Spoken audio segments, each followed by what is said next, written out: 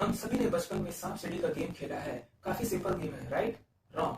हम जिसे सिर्फ एक बच्चों का खेल समझते हैं, एक्चुअली में वो cycle of life and death को एस्केप करने का एक एंशिएंट स्पिरिचुअल टूल है।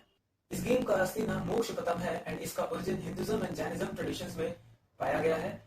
इस गेम के वेस्टर्न वर्जन में स्नेक एंड लैडर का नंबर सेम होता है, लेकिन जो हमारे ओरिजिनल गेम थे उसमें स्नेक्स का नंबर लैडर से ज्यादा होता था। क्यों? क्योंकि मोक्ष प्राप्त करना इतना आसान नहीं है। हर एक स्क्वायर जो है वो ह्यूमन के एक क्वालिटी को रिप्रेजेंट करता है। एंड अच्छी बात ये थी कि इसमें दोनों ही हिंदू एंड मुस्लिम टर्म्स में इसके क्वालिटीज को दिया गया था ताकि हर फेथ के लोग इसे खेल सके।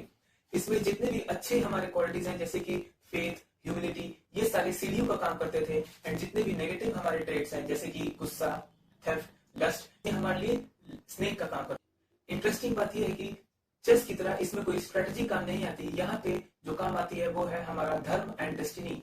एंड जब हम डाइस रोल करते हैं तो वो उससे डिसाइड होता है कि हमारा कर्म कैसा चल रहा है। एंड हम इस गेम में तब तक घूमते रहते हैं जब तक हम मोक्ष ना प्राप्त कर ले, जो कि हमारे इंडियन ओरिजिनल बोर्ड में जो कि 8x9 का बोर्ड था, जिसमें हमें 68 पोजीशन पे मोक्ष प्राप्त होती है। और यहाँ पे 4 आम वाले गणेश जी बने होते हैं एंड इसे पवेलियन ऑफ गणेश भी कहते हैं।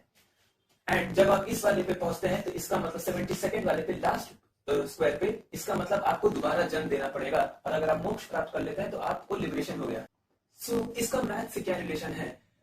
तो इस गेम को एनालाइज करने के लिए मैथमेटिशियंस एक ऐसे कॉन्सेप्ट का यूज करते हैं, मार्कोव चेन्स का। और जब ऑक्सफोर्ड के पिट्स रिवर म्यूजियम में एक 72 स्क्वायर वाले बोर्ड का एनालिसिस किया गया तो उसमें पता चला कि एवरेज में 59 टर्न्स लगते हैं मोक्ष प्राप्त करने के लिए। एंड इन वेस्टर्न वर्जन में 39, जो कि कंसिडरेबली बहुत कम है। एंड जो सबसे इंटरेस्टिंग बात है इस गेम की कि हमें लगता है कि सांप हमेशा यानी कि स्नेक हमेशा हमें गेम में पीछे लाता है, लेकिन ऐसा नहीं है। कई बार ऐसा भी होता है कि जो स्नेक है हमें वो गेम में आगे जाने के लिए मदद करता है।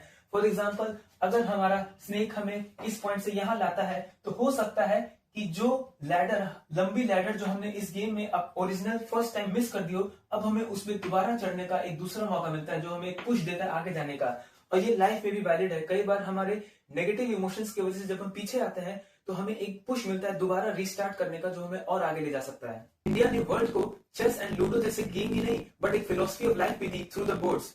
ये स्टोरी मैंने उठाया है around the world in 80 games by Marcus du Sautoy, जो कि बहुत ही इंटरेस्टिंग बुक है। तो आप लोग चाहें तो इसको रीड कर सकते हैं। एंड अगर आपको ऐसे ही और भी हिडन हिस्ट्रीज जाननी है, please subscribe the channel. Thank you.